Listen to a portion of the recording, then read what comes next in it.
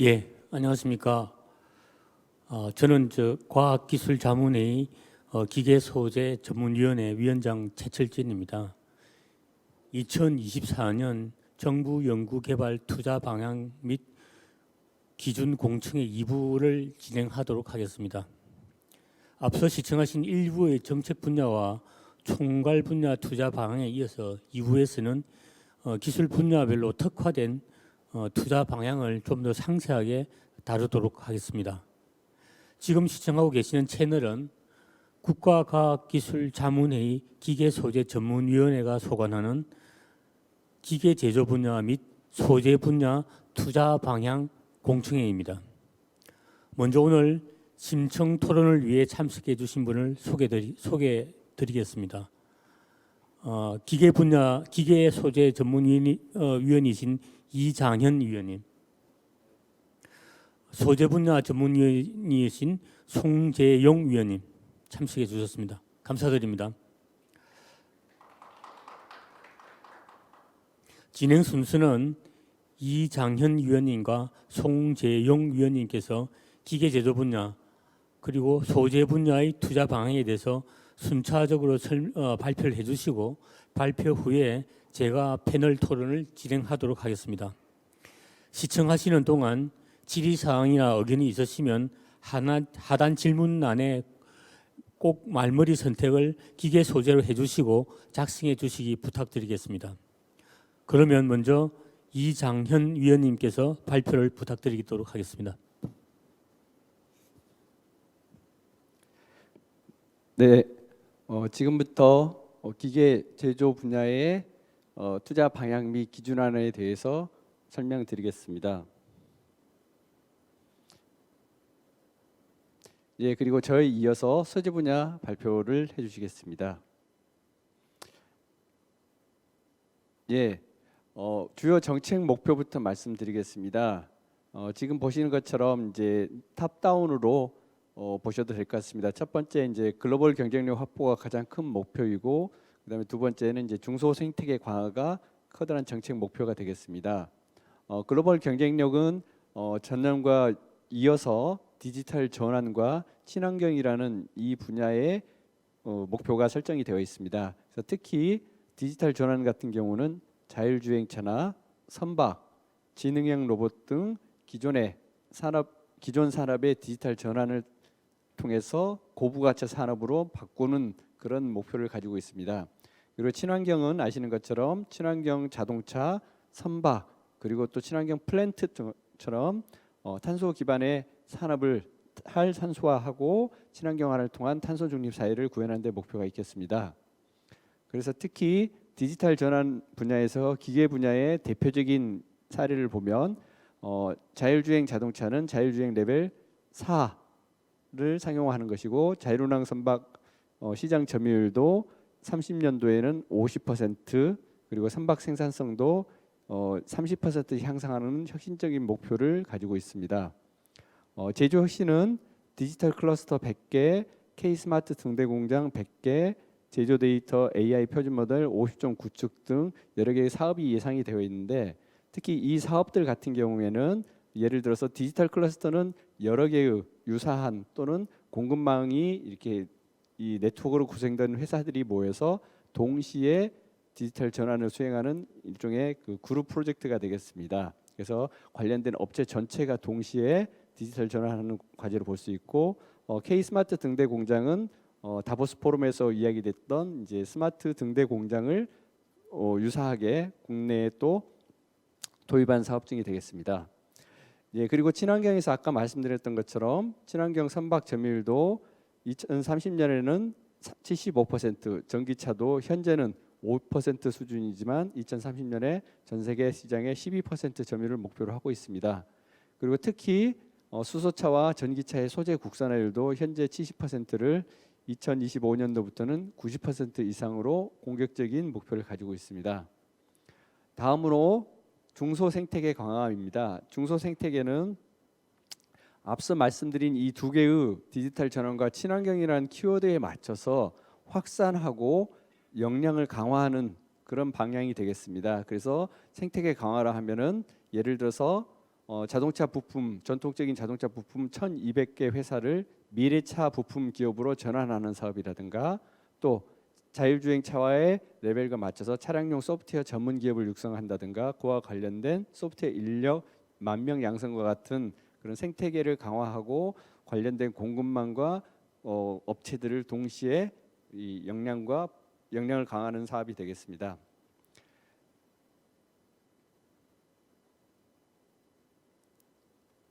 예, 그동안 투자 현황과 시사점에 대해서 말씀을 드리겠습니다. 주요 산업별로 현황을 보면 첫 번째 자동차 산업 같은 경우에 친환경차의 글로벌 경쟁력은 입증이 되고 있으나 예를 들어서 전기차의 성능은 세계 최고 수준이지만 브랜드 디자인이라든가 가격 경쟁력은 경쟁국에 약간 여리인 상황입니다. 그래서 이러한 점들은 주요한 그 시사점이 될 수 있을 것 같습니다.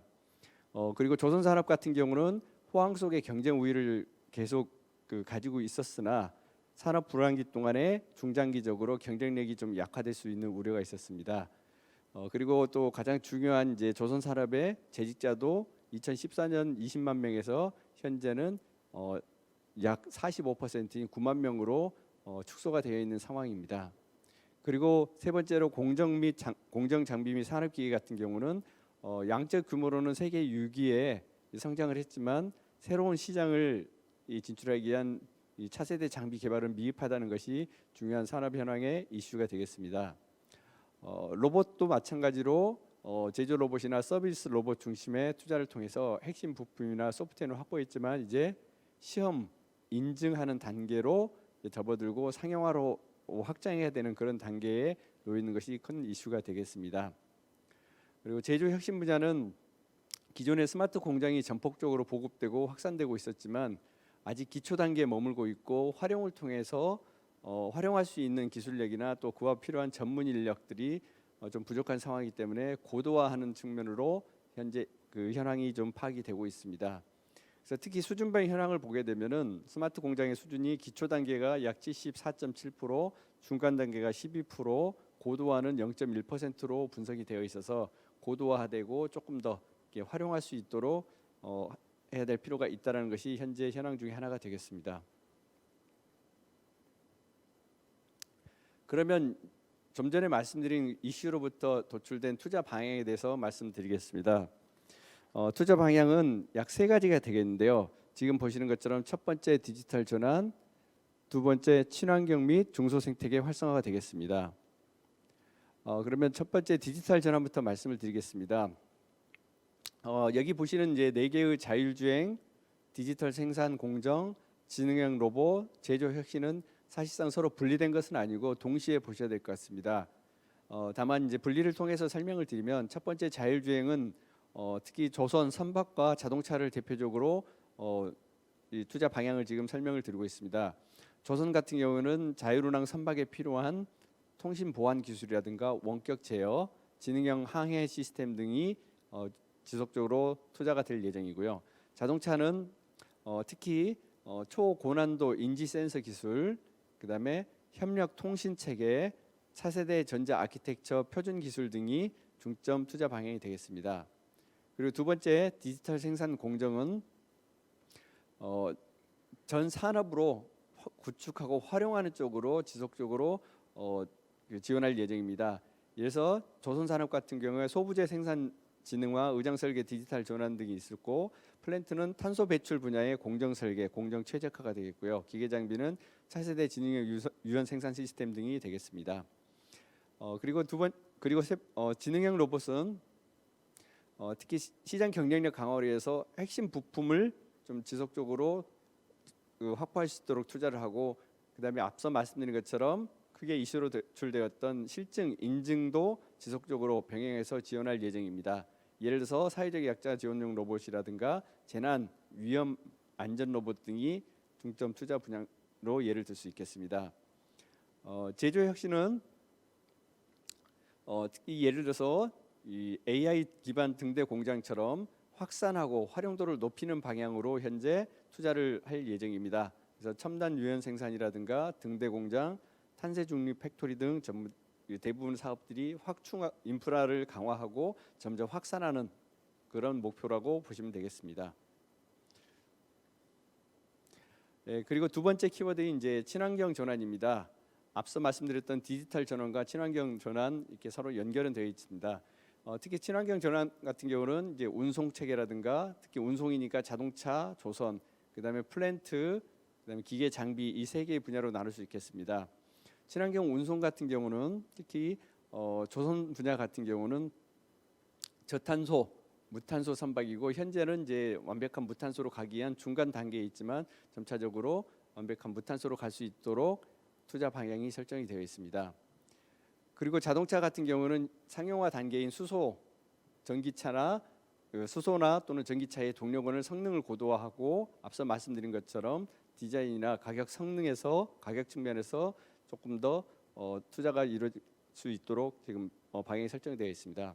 그리고 플랜트는 국내 적용뿐만 아니라 해외 진출을 위한 그런 플랜트 기술 개발과 특히 수소 저장 기술 등이 큰 투자 방향이 되겠습니다. 그래서 특히 수소 액화 플랜트라든가 비전통 오일 생산 플랜트라든가 바이오매스 플랜트 등이 중요한 그 예제가 되겠습니다. 특히 비전통 오일 생산 같은 경우는 이제 중간 단계 기술로서 그동안 뭐 오일 샌드 같은 비전통 오일에서 이제 생산할 수 있는 그런 체계들이 되겠고요. 수소 액화 플랜트는 이제 탄소 중립을 실현하기 위한 이제 마지막 골이 되겠습니다. 그리고 친환경 기계 장비 분야 같은 경우는 기계 장비에 필요한 이동식 고전압 배터리라든가 충전 시스템, 그다음에 건설 기계용 표준 배터리팩 모듈처럼 전기화 즉 전동화 쪽으로 투자 방향이 많이 설정이 되어 있습니다. 그리고 세 번째 투자 방향은 이제 중소생태계 활성화입니다. 예를 들어서 조선산업 같은 경우는 이제 중소형 조선소가 공통으로 활용할 수 있는 보급형 표준 선형이라든가 보급형 선박이라든가 보급형 또는 공용 활용할 수 있는 하이브리드 발전 시스템처럼 중소조선사들이 활용할 수 있는 제품 개발에 중점이 맞춰져 있습니다. 그리고 자동차 같은 경우는 기존의 중소중견 부품의 유형을 고려해서 이제 새로운 상황과 전략에 맞도록 지원하고 추진하는 방향으로 되어 있습니다. 그래서 앞서 말씀드린 것처럼 전통적인 그 자동차 부품 회사를 이제 소프트웨어라든가 전기차 등으로 전기차 부품 등으로 전환할 수 있도록 하는 것이 그 중요한 투자 방향이 되겠습니다.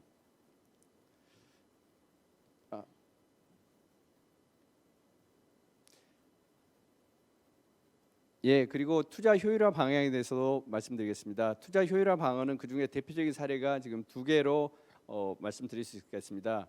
첫 번째는 장비 구축 효율화입니다. 앞서 그 실증이라든가 상용화에 필요한 여러 가지 그 시험 평가 단계에 필요한 장비들을 조금 더 효과성을 올리고 산업 혁신을 촉진하기 위해서 조금 더 체계적으로 관리를 할 생각인데 첫 번째는 전략성 강화고 두 번째는 체계적 사업 관리입니다. 전략성 강화는 앞서 말씀드렸던 디지털 전환이라든가 탄소 중립 등 그 산업 변화에 대응해서 신규 시설에 대한 산업 수요를 맞춰서 로드맵 기반으로 체계적으로 연차별로 전략적으로 구축할 수 있도록 하는 것이 큰 투자 방향이 되겠습니다.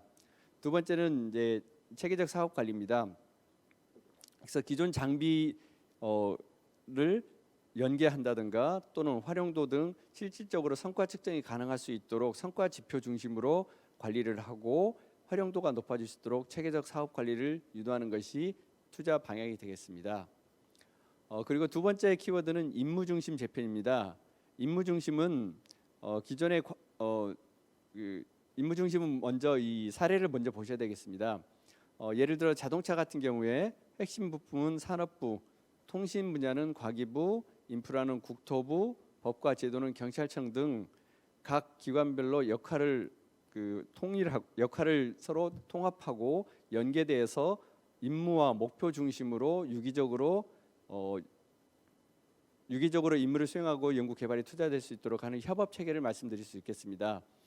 따라서 임무 중심 재편은 기술 분야별로 기술 개발이나 사업화, 제도 개선 등 수직적 수평적 연계와 협력을 도출하고 중복 투자라든가 서로 연결되지 않은 단절된 투자를 해소하고 목표 지향적 임무 중심적으로 협력할 수 있는 체계라고 말씀드릴 수 있겠습니다. 그래서 조선 분야 같은 경우는 선박기술은 산업부, IT는 과기부, 실증은 해수부가 맡는 방안, 기계는 예를 들어 농기계 개발은 산업부, 농업 빅데이터는 농식품부 및 농업진흥청 등이 맡는 식으로 역할을 수평적으로 연계하고 분열적이지 않도록 임무 중심으로 추진하는 것이 되겠습니다. 네, 이상 기계 분야 설명을 마치겠습니다. 예, 감사합니다. 이어서 제 소재 분야 발표를 하도록 하겠습니다. 네, 안녕하십니까. 2024년도 소재 분야 국가 연구개발 투자 방향 및 기준안에 대해서 말씀드리겠습니다. 발표 내용은 먼저 그 소재 분야 주요 정책 목표하고 그다음에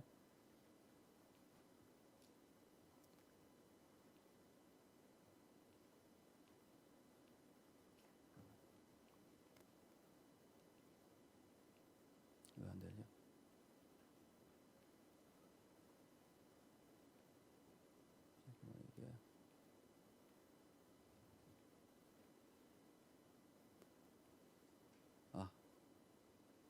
네, 잠깐 그 지연이 됐는데요. 일단 소재 분야의 이제 국가 연구개발 투자 방향에 대해서 먼저 정책 목표, 그다음에 투자 현황 및 시사점, 그리고 24년도에 투자 방향, 끝으로 투자 효율의 방향에 대해서 소개해드리겠습니다.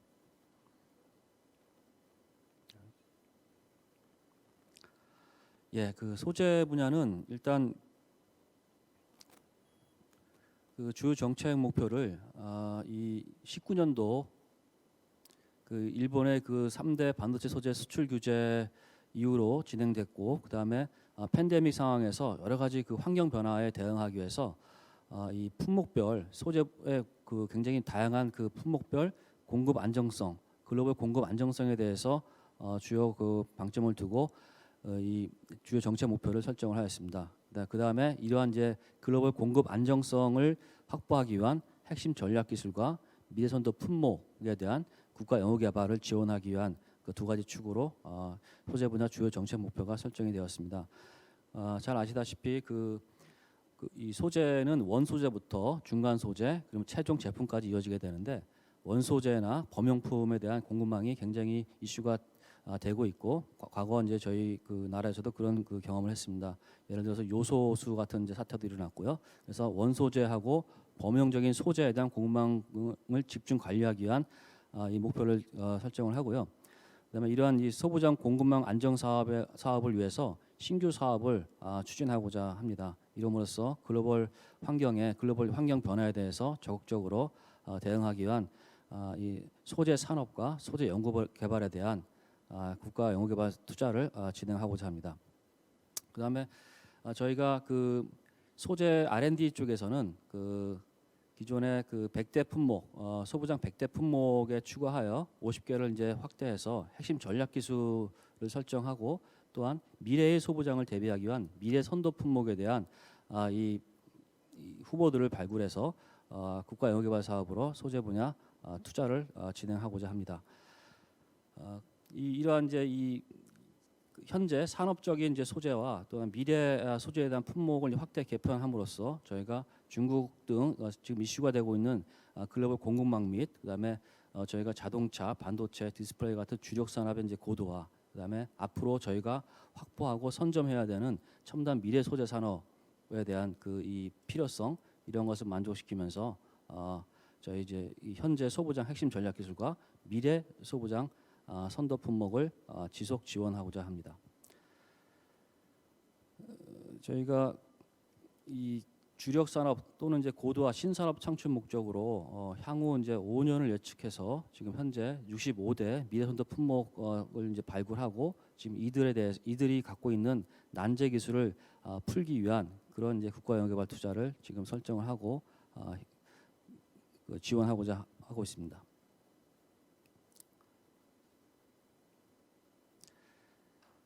다음은 이제 저희가 이 정부에서 이렇게 이 정책을 세우게 된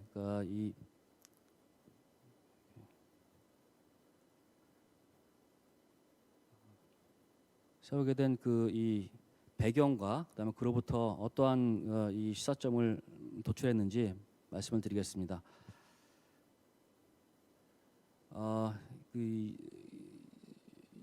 19년 저기 일본 그 반도체 소재 이제 수출 규제 이후에 소부장 경쟁력 강화 위원회가 구성이 되고 저희가 소부장 경쟁력 강화 특별 회계가 도입이 되었습니다.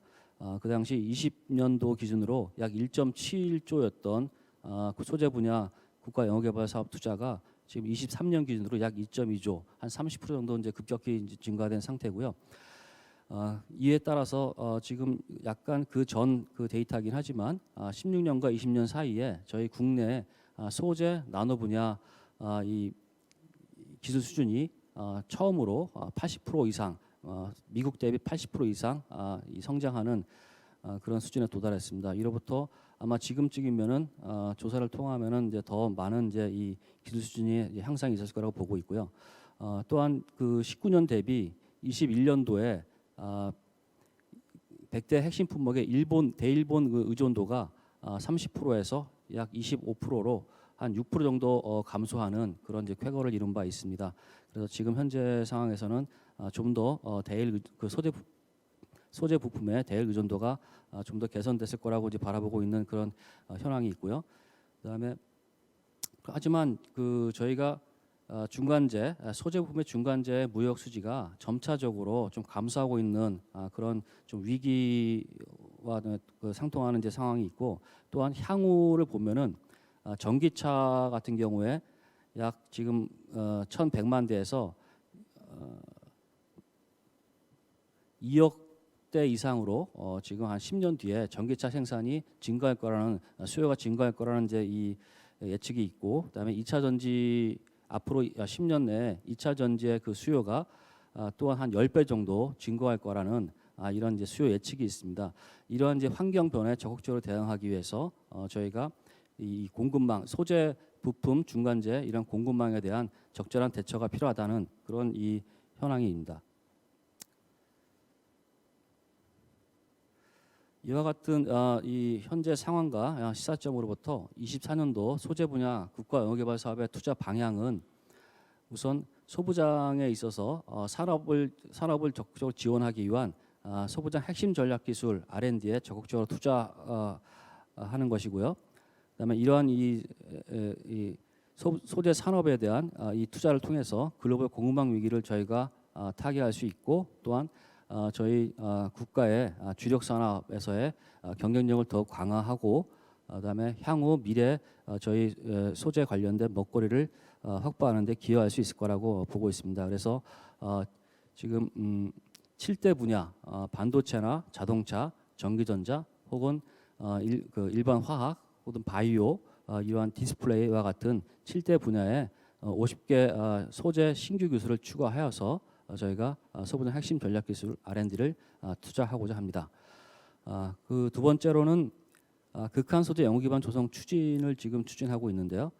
이 극한 환경에 필요한 소재를 이제 저희가 이 전략 이 소재로서 개발해야 되는 필요성이 있습니다. 그래서 극한 소재 연구 기반을 먼저 조성하고 이를 바탕으로 새로운 이제 극한 소재 우주에 쓰이는 혹은 극한 환경에서 에너지 또한 저희 그 글로벌하게 지금 이슈가 되고 있는 탄소 중립에 활용될 수 있는 전략 소재에 대해서 저희가 연구 개발할 수 있는 기반을 조성하고 그다음에 신규 소재 개발을 위해서 추진하고자 지금 6년간의 계획을 세워서 진행을 하고 있습니다.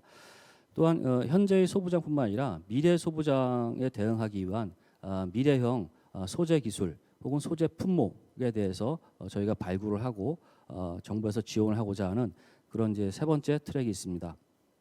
이 경우에는 아직 시장은 없지만 앞으로 굉장히 시장 확대가 기대되고 또한 전략적으로 국가에서 필요한 소재에 대해서 이 영국의 이제 그 협조 아래 저희가 아직 그 소재 분야에서 풀지 못한 난제를 해결함으로써 저희가 시장을 확보하고 새로운 원천 기술을 확보하자 하는 그런 이 사업 지원이라고 보시면 되겠습니다. 또한 이 소재 분야는 기존의 뭐 실험이나 그런 이 시행착오로 지금 개발하고 있는 것을 이제 넘어서서 지금 글로벌하게는 디지털 트랜스포메이션을 이제 기반으로 해갖고 디지털 연구 개발 방법론에 대한 이 화두가 진행되고 있습니다. 그래서 이 분야에 정부에서 적극적으로 투자를 함으로써 소재 개발의 어떤 이 가속화 그리고 선점화를 도모하고자 합니다. 이 디지털 연구 개발 방법론이 이제 소재 분야에 이제 적용이 될 때는 대부분 이제 소재의 정보를 저희가 찾아내고 확보하는 거, 그다음에 그게 소재의 정보를 활용해서 디지털화된 소재의 정보를 활용을 해갖고 이 새로운 신소재를 개발하는 그러한 이 연구 개발이 진행될 것이고요. 또한 이 소재를 개발할 때 다양한 공정이나 혹은 이 어떤 인력이 필요한데 그런 것들을 디지털레이션을 통해 갖고 어떤 AI나 로봇 이런 것을 활용함으로써 소재 연구 개발 공정을 효율화하는 그런 세 가지 축으로 지금 투자 방향을 설정을 하고 있습니다. 이러한 저희 24년도 투자 목표를 달성하기 위해서 일단 저희가 이 12대 국가 전략기술 분야와 그 다음에 소부장 핵심 전략기술 150개 분야를 중심으로 해갖고 이 최선의 이제 효율적인 결과가 도출될 수 있는 그러한 이제 투자 포트폴리오를 저희가 설계를 하고 있고요. 그래서 지금 예를 들어서 반도체 같은 경우는 최근에 화두가 되고 있는 이중직접 패키징이라든지 그 다음에 자동차 같은 경우는 2차 전지, 이 모빌리티, 그 다음에 그와 같이 다양한 이 12대 전략기술과 소부장 핵심 전략기술 분야에서 중점적으로 저희가 취사 선택해서 지금 투자를 계획을 할 계획입니다. 또한 이런 소재 같은 경우는 최종 프로덕트라기보다는 중간재 성격이 굉장히 강하기 때문에 이 소재 기술, 소재 품목을 필요로 하는 수요처와 수요 기업과 그다음에 그러한 이 소재 품목을 공급하는 공급 기업 관점에서 저희 투자를 함으로써 효율화를 저희가 꾀할 수 있습니다. 그래서 수요와 공급 기업 간의 연계와 협력에 방점을 둬서 24년도에 중점적으로 이 투자에 대한 효율성을 확보할 계획입니다. 예를 들어서 수요 기업 관점에서는 국가 연구개발 사업을 투자를 할 때 기존의 이제 이 수요 기업 관점에서 외국산 소재의 절감이나 혹은 대체 할 수 있는 그런 방안, 그리고 앞으로 이제 이 공급 기업이 어떠한 이 소재를 개발한 후에 어떤 이 신뢰성이나 양산의 검증을 거쳐야 되는데 그럴 때 그런 것을 이 부담을 경감시킬 수 있는 그런 이 방안을 실제 이 연구를 수행할 때부터 서로 협력을 통해 갖고 전략적으로 효율적으로 진행할 수 있도록 그렇게 진행할 계획을 잡고 있습니다. 그다음에 공급 기업 관점에서는 공급 기업이 새로운 그 소재를 개발해서 공급하더라도 실제로 수요처에서 수요 기업이 그것을 요구하는 이제 스펙들이 있을 텐데 그거에 대해서 기존에 보유하고 있는 국가 시설이나 이제 장비들을 활용해 갖고 이 검증을 미리 어떠한 것을 이제 할 수 있게끔 하는 그럼으로써 이 이중으로 이 투자가 들어가지 않고 효율적으로 공급 기업의 이 프로덕트가 바로 수요 기업에 이어질 수 있도록 그러한 이제 효율성이 있는 그런 이 방안을 이 저희 소재 분야의 국가 연구개발 사업의 이 진행에 활용을 하고자 합니다. 예, 이상 발표를 마치겠습니다. 네, 예, 두 분 발표 감사드립니다. 약간은 좀 국가적으로 그 시적 관점에서 정부 R&D의 그 방향에 대해서 발표를 해 주셨습니다. 이걸 보시고 지금부터는 시청자분들께서 올려주신 질문 사항에 대해서 패널 토론을 진행하도록 하겠습니다.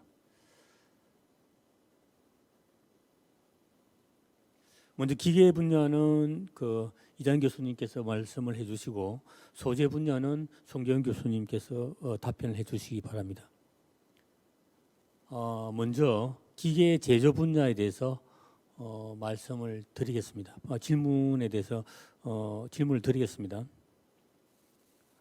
첫 번째로 선박 생산성이 30% 향상이 주요 목표로 설정되어 있습니다. 현재 조선업계에서 인력난 문제라고 해서 필요한 부분인 것은 알겠으나 어떤 방식으로 이 계획을 달성할 것인지 궁금합니다. 여기에 대해서 간단하게 좀 답해 주시기 바랍니다. 예, 답변 드리겠습니다. 사실 생산성 30% 향상이면은 굉장히 혁신적인 목표입니다. 근데 요를 어떻게 달성할지 사업을 하나를 좀 예를 들어봐야 될 것 같습니다. 금년도에 지금 아마 공고가 나온 걸로 제가 알고 있는데요. 소부재 생산의 자동화 시스템 설계 기술이라는 게 있는데 이게 소부재라는 게 이제 선박이 들어가는 약 그 수십만 개 수준의 이 부품들을 전부 다 거쳐가는 곳입니다. 그래서 가장 첫 번째 절단하고 이 그다음에 이렇게 소부재를 이렇게 조립하는 공정인데 이 공정에 예를 들어서 지금 현재 작업자가 한 10명에서 20명 있는 공장을 작업자가 2분에서 3명 정도로 줄더라도 운영이 될 수 있을 정도로 혁신적으로 개발하는 것이 목표가 되고 있습니다. 그리고 물론 이제 과제상에서 나와 있지 않지만 실제로 조선소가 지향하는 목표는 그 정도입니다. 그래서 이러한 공장들이 이제 조선소 곳곳에 이 확산이 됨으로써 전체적으로 생산성을 올리려고 하는 그런 노력이 지금 그 구체적인 사례가 되겠습니다. 그리고 이제 공장 전체의 생산 설비도 있지만 사실은 이제 설계입니다. 새로운 선박을 설계하는데 굉장히 많은 시간과 또 많은 공수가 들고 거의 수개월 동안 설계가 진행되는데 기존의 이 설계 기간이라든가 또 설계하는 중간에 오류를 검증하고 설계 부품과 또 실제로 주문된 부품이 달라서 생길 수 있는 그런 공기 지연이나 또 비용 문제를 미연에 해결할 수 있도록 이제 그런 의미의 디지털 전환이 진행이 되고 있는데 그것도 마찬가지로 예를 들면은 뭐 아마 의장 디지털 분야가 있을 겁니다. 그래서 디지털 지식 기반 뭐 의장 설계 시스템 개발이라든가 이런 과제를 통해서 또 마찬가지로 이 성공적으로 이 과제가 개발이 되고 이걸 확산할 수 있도록 이런 식으로 준비를 하고 있다고 볼 수 있겠습니다. 그래서 그 공장 전체의 어떤 변화, 그다음에 제품을 설계하는 시스템의 변화 이렇게 두 가지로 볼 수가 있겠습니다. 예, 답변 드렸습니다. 예, 답변 감사드립니다. 그러면 두 번째 기계 제조 분야의 질문에 대해서 말씀을 드리겠습니다. 혁신 제조 쪽의 정책 목표를 보면 K스마트 등대 공장이 100개 구축이라는 목표가 제시되어 있습니다. 이 등대 공장이라는 게 무엇을 뜻하는 것인지 간략하게 좀 설명을 해주시죠. 예. 이 등대 공장은 뭐 영어로는 이제 라이트하우스 팩토리라고 그러죠. 라이트하우스 팩토리라고 그러는데 사실은 그 세계 경제 포럼 또는 다보스 포럼이라고 이야기를 하죠. 그래서 이 다보스 포럼에서 아시는 것처럼 유엔이라든가 IMF라든가 각 국가의 국가 정상들이죠. 국가 정상들께서 오셔서 에너지라든가 기후, 경제, 사회 문제 등 전반 문제를 다루고 있습니다. 그래서 그 중에서도 특히 이제 이 공장 제조 분야에서 제 53회부터 이게 선정이 되기 시작했는데 현재 한 100개 정도 이 공장을 선정을 했습니다. 그래서 약 100개 정도인데 중간에 이제 맥킨지라든가 이런 컨설팅 회사가 가장 대표적으로 인공지능이라든가 빅데이터라든가 제조 혁신이 이뤄낸 그 공장들을 약 한 100개 정도를 지정을 하고 있습니다. 그래서 우리나라에서도 약 한 3개 정도 기업이 이 100대 기업에 지금 현재 포함되어 있는 것으로 알고 있고 그 사업을 마찬가지로 국내에서도 국내의 어떤 그 등대 공장이라고 그래서 K스마트 등대 공장을 지금 100개 구축 목표를 하고 있고 K스마트 등대 공장이 결국은 어떤 각 산업 분야별로 그 산업 분야의 제조 시스템이나 설계 시스템이 어떤 식으로 가야 될지를 보여주는 모범 사례고 그 모범 사례를 확장할 수 있도록 하는 그런 그 선도형 모범 사례 사업이라고 볼 수 있을 것 같습니다. 예, 이상입니다. 예, 감사합니다. 그러면 세 번째 기계 제조 분야의 그 질문에 대해서 말씀을 드리겠습니다. 친환경 전환을 위해 저탄소, 무탄소 선박 기술을 개발한다고 되어 있는데 구체적으로 어떤 기술을 개발하는 것인지 궁금합니다. 거기에 대해서 간략하게 설명을 좀 해주시죠.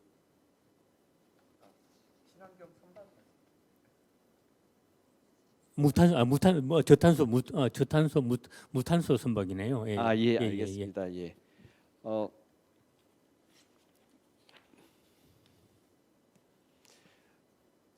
지금 현재 그 선박은 그 약간 최종적인 목표와 중간 단계로 봐야 될 것 같습니다. 최종적인 목표는 이제 카본 프리가 돼야 되기 때문에 암모니아라든가 수소라든가 이런 그 카본이 없는 연료, 완벽한 친환경 연료를 사용하는 것이 마지막 단계가 되겠습니다.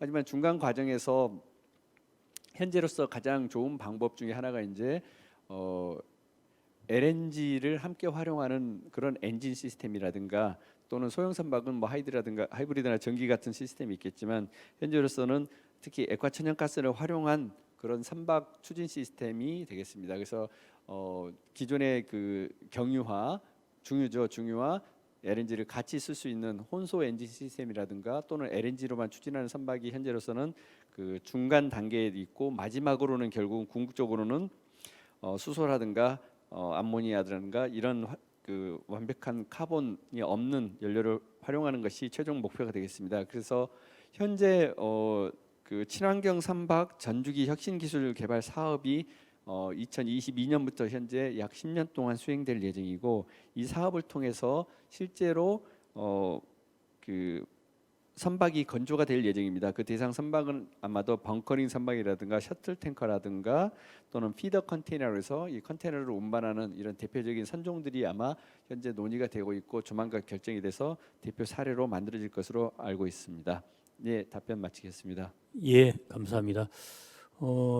기계 제조 분야의 세 번째까지 질문했는데 마지막 질문 하나 드리고 소재 분야로 넘어가도록 하겠습니다. 마지막 기계 제조 분야의 질문은 내연 기관차는 연비는 물론 배출가스 발생 때문에 점점 전기차로 전환되는 추세지만 지금까지 판매되는 내연 기관차를 전기차로 대체하려면 얼마나 오랜 시간이 걸려야 될지 아무도 답하지 못한다고 합니다. 그렇다면 기존 내연 기관차들의 문제점을 정비하는 기술을 개선하는 기술이 연구 개발이 되어야 된다고 봅니다. 이에 대한 답변을 요구드립니다. 예, 말씀하신 대로 그 기존 내연 기관차를 급격하게 전기차로 전환하는 것은 어려움이 있을 것입니다. 그래서 앞서 그 정책 목표도 말씀을 드렸지만 2030년까지 약 10% 정도의 점유율을 목표로 하고 있는 것처럼 급진적으로 발전할 수 있는 상황은 아니라고 말씀드릴 수 있겠습니다. 그래서 정부에서는 그래서 이제 중간 단계로 하이브리드 차량 기술 개발이라든가 또는 이퓨얼처럼 청정 연료를 사용하는 그런 내연기관 기술들을 현재 그 지원을 하고 있고 또 이런 활용 기술들이 추진 예정에 있습니다. 그래서 완전 연소 비율이 높고 메탄올, 가솔린 등 그 다양한 형태로 제조가 가능한 그런 그 이퓨얼 바이오 연료 등도 현재 그 예정이 되어 있습니다. 관련 과제로는 이제 자동차 산업 기술 개발 사업에서 세부 과제로 2023년부터 진행이 될 예정으로 알고 있습니다. 그래서 크게 보면 이제 결국 구동계 시스템에서 그리고 엔진 시스템에서 하이브리드 체계라든가 이 퓨얼 체계를 중간 단계로 활용하는 것으로 이렇게 보시면 되겠습니다. 이상 답변 마치겠습니다. 예, 감사합니다. 지금까지 그 기계 제조 분야 설명을 잘해주신 이장현 위원님께 감사를 드리고요. 다음은 소재 분야의 질문에 대해서 질문으로 넘어가도록 하겠습니다. 송기영 위원님께서 대답을 좀 해주시고요. 먼저 첫 번째 질문은 그 R&D를 지원하신 소부장 핵심 전략 기술이라는 것이 기존 정부와 연구자들이 흔히 언급해왔던 100대 R&D 전략 핵심 품목과 다른 것인가요? 단어가 비슷하면서도 이해가 달라서 약간 혼선이 있는데 여기에 대한 답변을 좀 부탁드리겠습니다. 예, 그 19년도에 이제 일본 반도체 3대 소재 수출 규제 이후에 아마 그 세간의 그 소부장 100대 품목이라는 말이 있었습니다. 그것에 대해서 저희가 이 소부장 이 100대 품목에 대해서 국산화 혹은 이제 수입 대체 이런 목표를 했었는데 그 외에 다시 저희가 한 50개 정도의 더 추가로 필요한 핵심 이 소재 품목에 대해로 확대하면서 150개 정도에 대한 거를 일컫는 그런 이 새로운 이 말이라고 이해를 하시면 되겠습니다.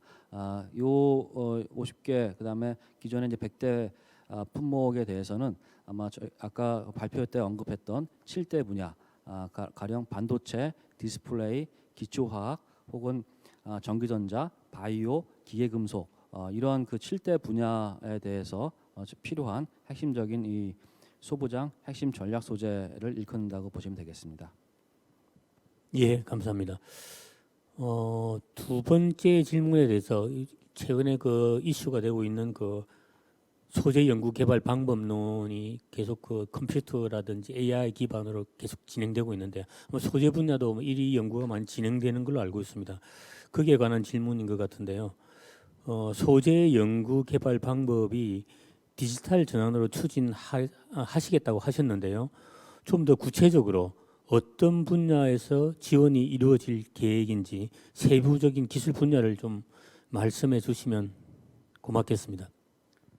네, 그 소재 분야의 디지털 트랜스포메이션은 일단은 관련된 여러 가지 이 데이터, 소재와 관련된 데이터를 이제 저희가 구축하는 거고요. 그래서 첫 번째로 데이터를 저희가 수집하고 구축하는 소재 기술 정보 분야라고 일컬을 수가 있습니다. 그래서 소재를 체계적으로 저희가 그 기술적으로 분류를 하고 그다음에 그 분류한 소재를 저희가 DB로 구축하고 그다음에 그것을 활용할 수 있도록 검색할 수 있는 그런 이 첫 번째 소재 정보 기술 체계로 이해하시면 되고요. 두 번째로는 이러한 이 구축된 정보 이 소재 정보 데이터를 저희가 활용할 수 있도록 하기 위한 이 단계로서 인공지능이나 혹은 기계학습과 같은 알고리즘을 이용해 갖고 새로운 소재를 이 계산하고 그다음에 기존의 소재의 물성을 계산하는 그런 소재의 그 재료 계산 재료 과학 분야에 대해서 투자를 이제 계획하고 있는 걸로 이해하시면 되겠습니다. 이런 이제 재료 계산 과학을 통해서 저희가 기존의 실험을 바탕으로 시행착오를 바탕으로 해서 개발하는 그 소재 프로세스가 아니라 어떤 이 컴퓨터를 이용해서 소재의 물성 데이터를 이용해갖고 새로운 구조를 갖거나 새로운 물성을 갖는 소재를 개발을 하는 데 있어서 굉장히 빠르고 효율적으로 할 수 있다. 이런 차원으로 이해하시면 되고요. 그 다음에는 이렇게 이제 이 설계되거나 찾아낸 새로운 소재나 새로운 물성을 갖는 이 소재 기술에 대해서 구현하기 위해 굉장히 이제 효율적인 방법이 필요한데 그때 사용하는 것이 조합 실험법이나 혹은 이 조합 실험법을 새롭게 효율적으로 할 수 있는 좀 이 자동화된 이런 이 기술을 접목하고자 하는 것입니다. 그래서 저희가 이 소재의 합성과 그다음에 측정 분석 이런 것들을 자동화하는 그런 세 번째 이 투자 분야로 이해를 하시면 되겠습니다. 예, 고맙습니다. 세 번째 소재 분야의 질문은 그 최근에 이슈가 되고 있는 그 극한 소재 뭐 기술 개발 사업이라고 크게 이슈가 되고 있는데 거기에 관한 질문입니다. 최근에 그 우주항공이라든지 뭐 방산이라든지 이런 극한 환경에 쓰이는 재료를 개발하는 것을 알고 있는데 그 질문 사항은 극한 소재 실정 연구 기반 조성 및 R&D 지원이 2024년도 투자 방향으로 제시된 이유가 궁금합니다. 이전에도 다양한 사업을 통해서 출연연이라든지 지역별 테크노파크 등에서 이러한 대상의 그 소재 R&D 기반 구축이 지원된 적이 있지 않은지요? 여기에 대한 답변을 부탁드리겠습니다. 예, 24년도에 새롭게 지금 투자되고 있는 것이 극한 소재의 실증을 위한 연구 기반을 조성을 추진하고 관련된 R&D를 지원하겠다는 것인데요. 아시다시피 그 이 극한 환경에서의 여전히 이제 소재의 활용과 그다음에 그때 안전하고 기능을 발휘할 수 있게 하는 그런 소재 개발이 필요합니다. 그런 이 상황에서 어떤 우주나 혹은 뭐 극지방 이런 데 활용될 수 있는 그런 이 소재를 개발하기 위해서는 그 개발한 소재에 대해서 실증 검증할 수 있는 그런 기반 시설이 필요한데 그것을 계속적으로 연구 개발을 할 때 필요한 기반 인프라 구축을 24년도부터 이제 지원하겠다라는 그 취지고요. 그다음에 이러한 이 기반된 이제 소재 기반된 인프라를 바탕으로 해갖고 다양한 극한 환경에서의 소재 개발을 저희가 이제 지원을 해야 되는데 이러한 이 극한 소재 같은 경우에는 기존의 주력 산업에서 쓰이는 소재뿐만 아니라 새로운 시장을 창출할 수 있는 그런 굉장히 핵심적이고 혹은 이 국가 방위나 그다음에 우주에 지금 저희가 우주에 관심을 많이 갖고 있는데 그 우주를 탐험할 때 필요한 굉장히 중요한 물성을 갖는 소재 개발을 하고자 하는 것입니다. 예, 감사합니다.